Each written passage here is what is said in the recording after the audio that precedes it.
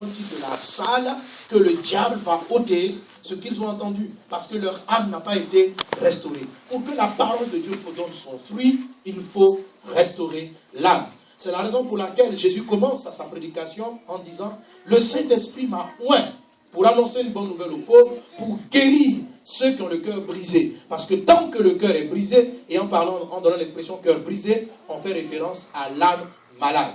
Parce que lorsqu'on a le cœur brisé, on ne peut pas recevoir la parole de Dieu. Donc Jésus-Christ est venu pour guérir ceux qui ont le cœur brisé. Alléluia. Malheureusement, beaucoup de gens rentrent à l'église et ne savent pas qu'ils ont un cœur brisé. Ne savent pas qu'ils ont un cœur malade. Ils vont se focaliser sur les maladies physiques. Pasteur, j'ai mal à la tête, j'ai mal au poumon, j'ai mal à ceci, j'ai mal à cela. Vous comprenez? Certaines personnes, leur blessure de l'âme est beaucoup plus manifeste. On sent en elles qu'elles sont froissées, qu'elles sont des victimes de la vie. Il y en a d'autres, par contre, dont les blessures de l'âme sont très pernicieuses, sont subtiles, on ne se rend pas compte. Et ce fut mon cas dans le passé. Un chrétien très zélé, un chrétien très engagé dans le Seigneur, mais malade de l'âme. Mon âme était malade, j'étais quelqu'un, comme je dis souvent, de dur, de froid, et je ne me rendais pas compte que ma froideur, mon manque de compassion, était une conséquence d'une blessure de mon âme. J'avais très peu de compassion, et pour moi, j'estimais que c'était de la spiritualité. Je justifiais la dureté, je justifiais. Vous voyez, quand j'exhortais les gens en ce qui concerne leur péché, je leur dis non, ça c'est un prophète, c'est un pasteur qui vit, c'est un frère qui aime la sainteté. Et c'est pour ça que si j'arrive et j'apprends que tu as commis une impudicité, tu me voyais là, répands-toi, frère. Jésus revient bientôt. Et vous voyez la prédication, vous voyez peut-être la vérité, mais mon message n'était pas enrobé de l'âme restaurée. De l'âme restaurée. Alors les messages que je donnais ne produisaient pas du fruit véritable dans la vie des gens. Quand votre âme n'est pas restaurée, quand vous n'avez pas une âme restaurée, lorsque vous parlez avec votre conjoint, vous ne produisez rien de bon. Il n'y a pas de vie qui apparaît à cause d'une âme qui n'est pas restaurée. Quand l'âme n'est pas restaurée, votre foi prend un coup. Parce que l'âme va vous véhiculer des pensées négatives. L'âme qui n'est pas restaurée va constamment vous amener à soupçonner le mal, à penser le mal. Et on a dit en Proverbe chapitre 14, verset 22, que lorsqu'une personne médite énormément le mal, elle finit toujours par se perdre, par s'égarer. Donc on s'égare, on a des fois qui ne prennent pas du fruit, parce qu'on est sujet à des pensées qui ne sont pas les pensées de Dieu, qui sont des pensées de notre âme, qui sont des pensées de notre cœur malade, de notre cœur qui n'a pas été restauré. Mais ne vous inquiétez pas, Jésus-Christ est venu pour restaurer nos âmes. Amen. Dis avec moi, Seigneur, guéris mon âme. En présentant, vous voyez les différents signes qui montrent l'état de l'âme, chacun a pu se retrouver. Et je crois que la majorité d'entre nous, souvent, on dit que quelque part, mon âme est blessée. Amen. Souvent, on le perçoit plus avec le sexe féminin, parce que les femmes sont très émotives. Donc, l'âme étant dans l'âme détenant les émotions, quelquefois on perçoit plus cela du côté femme, tellement femme a des problèmes. Mais beaucoup d'hommes ont l'âme frustrée. Beaucoup de personnes, un homme, quelqu'un qui est susceptible de se sentir vexé, quelqu'un qui est orgueilleux, c'est une maladie de l'âme. Quelqu'un qui se croit supérieur, quelqu'un, tu me donnes à peine une parole, il a l'impression que tu es en train de l'injurier ou de le mépriser. Il est malade de l'âme. Comment donc guérir de toutes ces choses? C'est ce dont nous allons parler, nous avons commencé cela. La première des choses, nous avons dit, Amen, c'est de donner notre vie à Jésus, réellement. Amen. De nous convertir, de croire en Christ. Hier, je l'ai expliqué, on a lancé l'appel. Si le temps me permet encore, je permettrai à ceux qui n'ont pas encore donné leur vie à Jésus, à la fin de ce moment, de se lever, pour qu'on puisse prier afin que Christ vienne dans leur vie. Amen. Mais quand on dit donner la vie à Jésus, il faut aller au-delà, parce qu'il y a beaucoup de personnes qui croient qu'elles ont donné leur vie à Jésus, mais qui n'ont pas en fait réellement. Pas donner sa vie à Jésus, c'est ne plus être propriétaire de sa vie. Donner sa vie à Jésus, ça veut dire tout simplement donner sa vie. C'est ça. C'est-à-dire, ta vie ne t'appartient plus. Donc, tu n'es plus à même de diriger ta vie. Quand tu as donné ta vie à Jésus, ça veut dire tu ne vas plus la diriger selon tes propres idées. Parce qu'elle n'est plus ta propriété. Quand tu as donné ta vie à Jésus, tu ne dis pas aux personnes pourquoi tu m'as offensé. Parce qu'on ne peut pas t'offenser, parce que tu n'es plus propriétaire de toi-même. Donc celui qui t'offense ne t'a pas offensé, en vérité, il a offensé Dieu, parce que toi, tu ne t'appartiens plus. Mais tant que tu as l'impression que tu existes, pourquoi tu me parles mal? Mais tu parles mal comment? Toi, tu n'es plus le propriétaire de ta vie. N'as-tu pas fait la prière pour dire à Jésus, je te donne ma vie? Hein? Adam, je vois Adam. Je dis à Adam, tiens, je te donne ce CD. C'est mon CD, je te le donne. Donc c'est ça. C'était ta vie, tu donnes à Jésus. Maintenant, Adam possède le CD. Et c'est ta vie qui est dans la main d'Adam. Adam, mets-toi de profil, on va voir. Voilà. Et puis quelqu'un vient, il agresse le CD. Et puis tu dis, pourquoi tu agresses? C'est à lui de parler. Parce que ce n'est plus ton CD. C'est son CD à lui. Lorsqu'on a l'impression de vouloir se défendre, d'exprimer sa personne, pourquoi tu m'as fait, pourquoi tu m'as touché, pourquoi je, nous disons, malgré, nous démontrons qu'en réalité, nous n'avons pas abandonné notre vie. Nous l'avons conservée. Nous n'avons pas donné. Parce que si je donne, je renonce. Parce que je considère que moi, je ne suis pas un bon propriétaire de ma vie. Et je la donne à celui que j'estime être le bon propriétaire. Et je crois en lui. Je crois qu'il est fidèle pour la garder. Je crois qu'il est fidèle pour la protéger. Si je vois un agresseur qui veut venir dans sa main, qui veut venir lui arracher le CD, je suis serein. Parce que je sais, vous voyez Adam comment il est costaud? Et Dieu, il est encore plus costaud. Alors si on me dit qu'il y a un sorcier, des sorts qui me sont lancés, je n'écris pas. Je sais à qui j'appartiens. Mais un chrétien qui n'a pas l'âme restaurée, qui n'a pas donné sa vie à Jésus, on dit le diable est attaqué. Pasteur, prie pour mon secours. Mais est-ce que tu es propriétaire de ta vie encore? Pourquoi tu as peur? Le nouveau propriétaire ne va pas laisser. Le nouveau propriétaire qui est Jésus, qui est Dieu, ne te laissera pas. Donc les gens ne savent pas, mais inconsciemment, ils sont toujours en train de disputer leur vie à Jésus. Jésus, rends-moi ma vie. Parce que tu ne sais pas me défendre.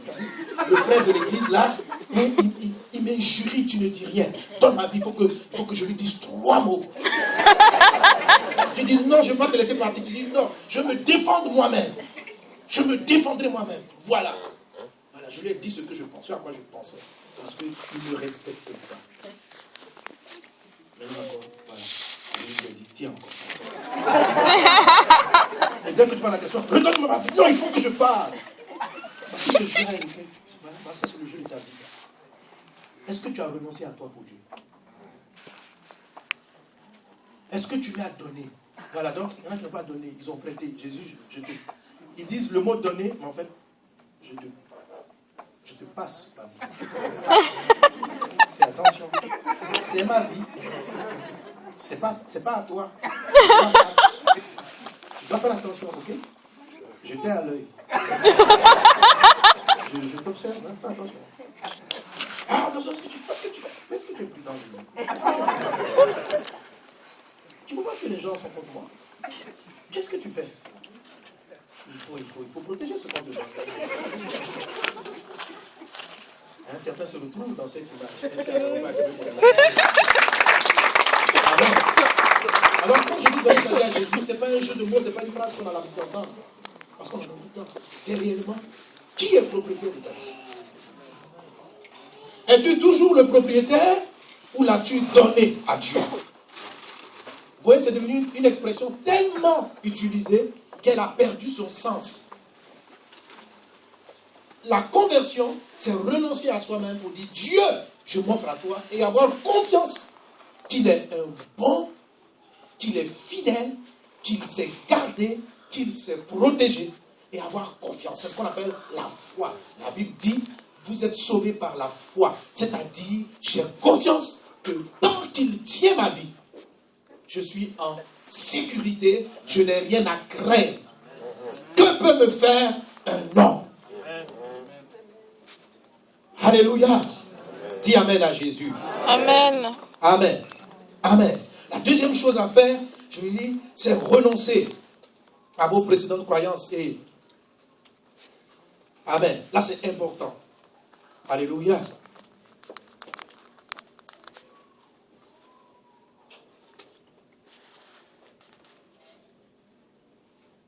Amen, amen. Donc,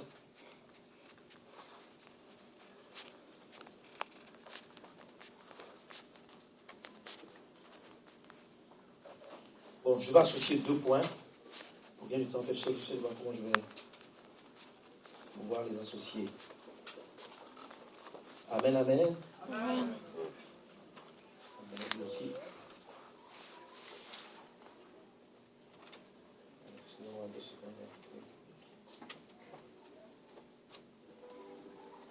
Bon, la deuxième chose à faire, je dis d'abord, déchargez-vous sur lui. Vraiment. Amen. Amen, amen.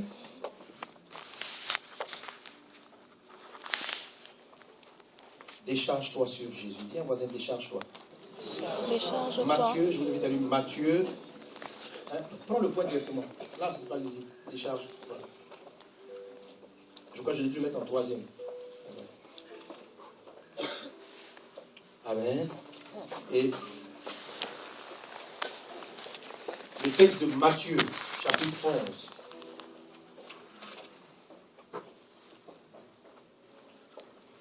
À partir du verset 28. On va le lire ensemble. Qu'est-ce qu'il est dit?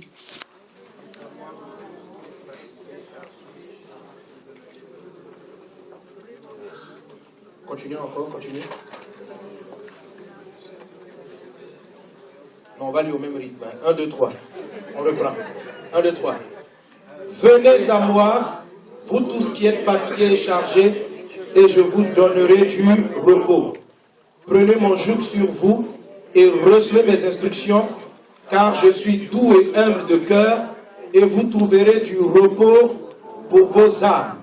Amen. Amen. Est-ce que ça continue? Amen. Le Seigneur nous montre ici que le fait de nous décharger sur le Seigneur nous permet d'avoir du repos pour nos âmes. Je reviendrai sur ce point un peu plus tard. Alléluia. Pour montrer comment c'est important pour la restauration de l'âme. Le fait de se décharger. Amen. De se décharger sur le Seigneur. Alléluia. L'âme est malade parce qu'elle porte certaines charges. Mais ce point, je vais revenir là-dessus. Amen, amen, amen. Amen. Je vais aller directement au 4e point. Voilà, c'est le 4e point que j'ai voulu fusionner avec le 2e. Je mets ceci, restaurer votre conscience par la méditation de la vérité. Donc, comment est-ce qu'une âme malade peut être guérie? Avec tous les symptômes que j'ai cités, comment je peux restaurer mon âme? La première chose à faire, je donne ma vie à Jésus. Deuxième chose, je vais me décharger. Donner ma vie à Jésus, je vais expliquer. Et je vais croire en sa parole. Hier, je l'ai dit aussi. Je vais croire en sa parole. Croire en ce qu'il dit. Amen. Et c'est ce point-là que je vais coller avec le point 4. Croire en ce qu'il dit. Je vais vous expliquer que lorsque j'ai donné ma vie à Jésus, j'avais un problème aussi. J'avais des problèmes émotionnels pour différentes raisons. La première raison, c'était mon âme qui avait été blessée par la séparation active, la séparation affective rapide de mes parents. Je vous expliquais le premier jour que la nourriture de l'âme, c'est l'affection, la considération. L'âme consomme des émotions. Donc, une âme qui est privée de considération, d'attachement, va mourir. Mais la mort de l'âme n'est pas la mort physique, ce n'est pas une cessation de vie. Une âme meurt lorsqu'elle est privée, lorsqu'elle ne manifeste plus correctement ses sens habituels. Amen. Alléluia. Donc, quelqu'un qui n'a plus de compassion à une âme malade. Quelqu'un qui est lunatique, qui change constamment d'humeur à une âme malade. Qu'est-ce qui va amener une personne à ne pas être ainsi? Une chose, c'est la façon dont son âme est nourrie. Donc, l'âme est nourrie lorsque lorsque vous êtes dans un état que j'appelle de conscience faible. Quelqu'un me suit? Je vous l'ai expliqué hier. Lorsque vous êtes dans un état de conscience faible. Et la conscience faible intervient à tous les niveaux. Vous avez la conscience faible à la naissance, quand vous êtes bébé. Vous avez aussi la conscience faible lorsque vous commencez votre vie chrétienne. Vous avez la conscience faible dans un domaine même professionnel lorsque vous commencez la première fois à travailler. La conscience en ce qui concerne votre domaine professionnel est faible. Quand la conscience est faible, comment on la sait? C'est lorsqu'on ne sait rien, on n'a aucune information sur ce qui est. Et on a le cœur ouvert à toute nouvelle information. Ce moment-là est important, mais il est délicat. Si ce que je reçois à ce moment de ma conscience faible est mauvais, si je n'ai pas le discernement pour enlever ce qui est mauvais, je vais recevoir dans mon âme un poison. Alors, quand l'enfant grandit, l'enfant naît, il a la conscience faible. Parce qu'un enfant, comment c'est qu'il a la conscience faible? Il ne sait même pas qui il est. Ce sont ses parents qui lui donnent son nom. Tu t'appelles Franck. Donc, il trouve son identité dans les propos qu'on dit de lui. Si les parents, dans cette période où sa conscience est en train de se forger, lui disent des paroles du genre « tu es nul, tu ne sais rien faire », ils vont attaquer sa conscience, ils vont lui donner un poids